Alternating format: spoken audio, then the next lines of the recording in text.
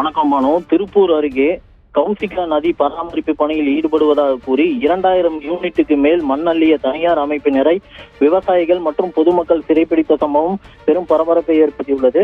திருப்பூர் மாவட்டம் அவிநாசி அடுத்த செங்காலிபாளையம் பகுதியில் கௌசிகா நதி இணையக்கூடிய ஓடைகள் உள்ளது. இந்நிலையில் கௌசிகா நதி மீட்பு தன்னார்வலர்கள் நதியை சீரமைப்பதாக கூறி ஆட்சியர் அலுவலகத்தில் அனுமதி கடிதம் வாங்கி கொண்டு இரவு நேரங்களில் கிராவல் மண் கடத்தி வருவதாகவும் இது குறித்து பலமுறை கௌசிகா நதி மீட்பு தன்னார்வலர்களிடம் தெரிவித்தும் தொடர்ந்து இதே வேளையில் ஈடுபட்டு வந்ததால் அப்பகுதியை சேர்ந்த விவசாயிகள் மற்றும் பொதுமக்கள் மண் அள்ளுவதை தடுத்து அவர்களை சிறைப்பிடித்தனர். சம்பவ இடத்திற்கு வந்த வருவாய் ஆய்வாளர்கள் ஆவணங்களை சரிபார்த்து உரிய தீர்வு காணும் வரை கௌசிகா நதி மீட்பு தன்னார்வலர்களிடம் பராமரிப்பு பணி மேற்கொள்ளாத கூடாது என உத்தரவிட்டனர். கடந்த 2 மாதத்தில் நதி பராமரிப்பு பணி என்ற பெயரில் 2000 யூனிட் வரை மண் அள்ளப்பட்டு விற்பனை செய்யப்பட்டுள்ளது குறிப்பிடத்தக்கது.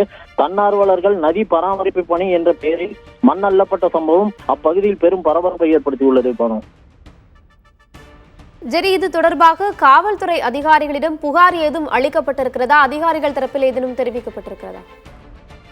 காவல்துறை மற்றும் வருவாய் ஆய்வாளர்களுக்கு தகவல் தெரிவித்தும் அவர்கள் நடவடிக்கை எடுக்காத காரணத்தால் தற்போது மண் அள்ள பயன்படுத்திய ஜேசிபி உள்ளிட்ட வாகனங்களை சிறைப்பிடித்தனர். தற்போது சம்பவ இடத்திற்கு வந்த அதிகாரிகள் சமரசத்தின் பெயரில் தற்போது நிறுத்தப்பட்டுள்ளது. 2 நாட்களுக்கு பின் மாவட்ட ஆட்சியரின் உத்தரவு அனுமதி பெற்ற பின் இது போன்ற சம்பவங்கள் நடைபெறக்கூடாது என அறிவுறுத்தப்பட்டுள்ளது.